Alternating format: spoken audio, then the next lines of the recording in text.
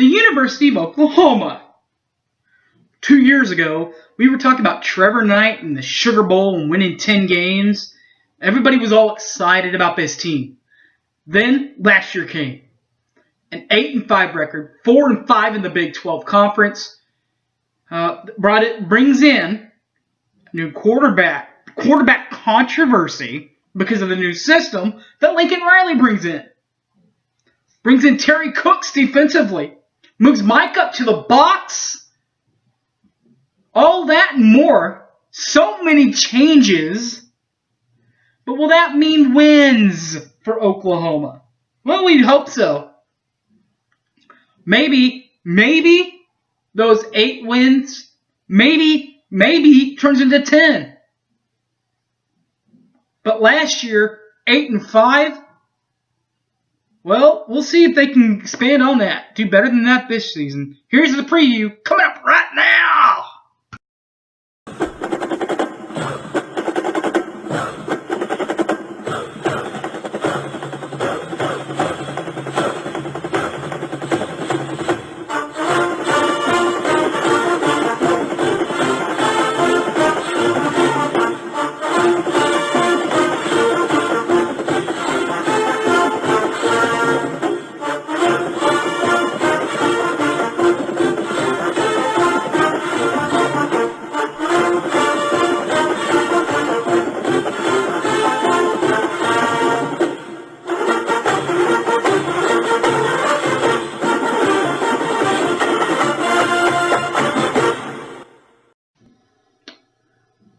Welcome back, everybody. My name is Harry James, and we are now going to talk about the premier team in the Big 12, my Oklahoma Sooners.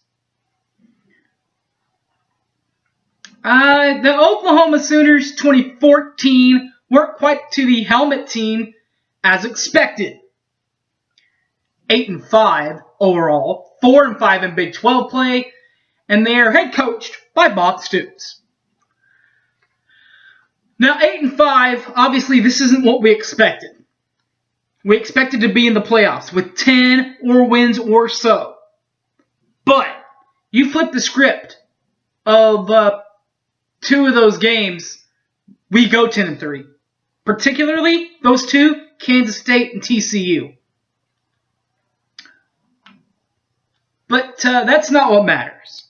What matters is what is. And what is this is going to be a completely new offense now. Some changes have been made. Josh Heupel has been, he's off in Utah, golfing. And Lincoln Riley is back in Big 12 play. After spending a couple of years, first of all, at Texas Tech as an assistant to Mike Leach, before heading out to East Carolina with Conference USA when Simmons was not picked up, and they brought in Kingsbury. I mean, the guy at Cincinnati now to be the head coach, and that didn't go well. Now they have Kingsbury. Now Lynx is back in the Big 12, and he's got 2 quarterbacks. Actually, it's a 3 quarterback race because the third guy is really apparently taking steps forward. But as far as leaders on this team statistically, these are the main 2 that you need to watch out for. Number 9, Trevor Knight, and my boy, the Bakes, Baker Mayfield. Both guys are sophomores in this, juniors, I guess now. Juniors. First of all, the junior from San Antonio, Mr. Trevor Knight. Trevor last year passed for an even 2,300 yards to go with 14 touchdowns, Did 12 interceptions. The other junior is Baker Mayfield, who lost a year of eligibility because of the transfer, but as a true freshman walk-on at Tech in 2013, passed for 2,315 yards, went for 12 touchdowns and 9 interceptions. And everybody was saying that the interception ratio was kind of high. But know this, my boy Bakes threw less interceptions than Trevs did last year. Just saying. With this new offense, of course, you're going to spread it out, but you got to run the ball too a little bit. That's what helped Tech get to where they wanted to be in 2008 and on after that with Leach. And that will happen with two guys. Number 32, Samaje Perine. And the other leading rusher will be number 28, Alex Ross. 32, Samaje Perine. Perine rushed for 1,713 yards and 21 touchdowns last year as a true freshman for the Oklahoma Sooners in the Crimson and Cream. The other returning player on the running back slot will be Alex Ross, who rushed for 595 yards and 4 touchdowns as a Sooner last year. There could be a triple head monster out there this year. Joe Mixon has put his NCAA suspension behind him from the university suspension. Sorry, not the NCAA suspension. The university suspension behind him, and now he's ready to rock. He's the guy to keep an eye on. Offensively, number 3, Sterling Shepard. Shepard, as a receiver, had 51 receptions, I'm sorry. That's a lot of touchdowns, by the way, 51. But 51 receptions to match 970 yards in the air and 5 touches last year in basically half a year. Of course, we all know he went out in that Kansas State game with the injury.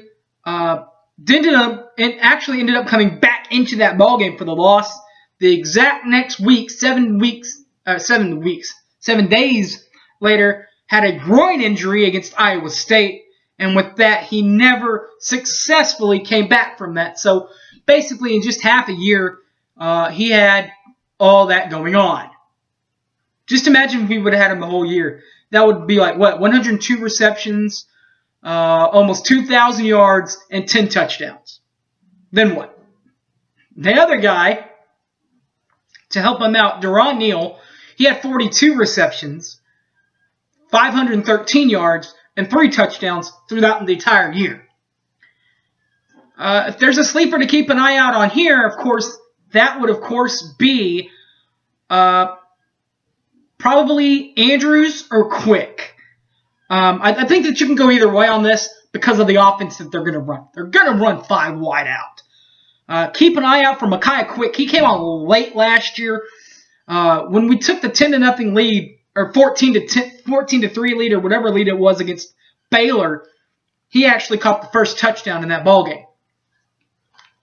And then Andrews is a redshirt freshman from Arizona. So he's a big dude.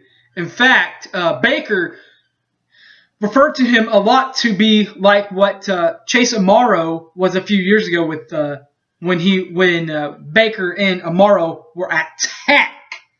So that kind of tells you what kind of a big frame he's got. Defensively, these two guys led the team defensively again on tackles. Both of them are linebackers. Number 1, Dominique Alexander. He's a guy that 2 years ago, when he had to play early, he was a defensive freshman of the year and all, and took that with him. His running mate at linebacker, number 52, Jordan Evans. First of all, Dom had 107 tackles last year, a forced fumble, and 0 fumbles recovered and 0 interceptions.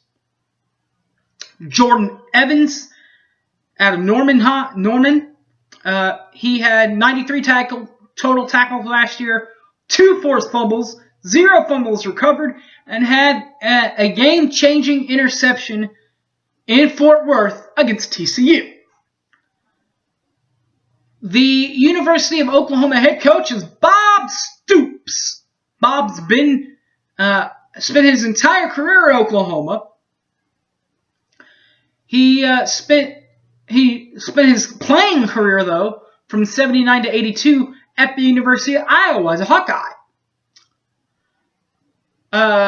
Bob, overall at Oklahoma, winningest coach to go for 168 wins to match 44 losses. That is a .792 winning percentage for Bob.